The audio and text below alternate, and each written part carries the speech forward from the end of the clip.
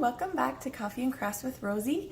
As you saw in the picture previously, I'm doing a board for my friend's wedding with her wedding flowers in the background of Mr. and Mrs. So for this craft, you're going to need a nice board. I have this one, it's a 20 by 36. You're going to need a nice stain of your choice. I personally like the darker stains. And you're going to need some paintbrushes and some acrylic paints. I have a bunch over there, but it's a little bit heavy to lift.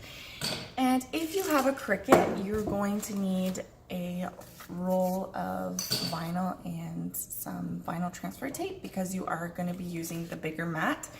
If you don't have a Cricut, that's okay. I found these really awesome pens at Walmart. These are Walmart brand, I think, simply. And I'm not selling them and or not getting paid. They work awesome because they're actually acrylic paint, and they also have one done by Sharpie as well. Sharpie has ones with oil as well. I personally like using acrylic because they don't stink and they dry faster.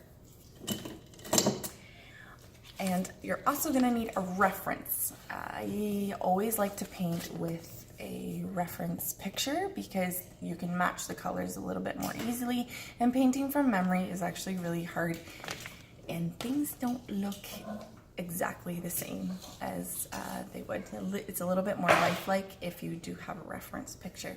So let's do this.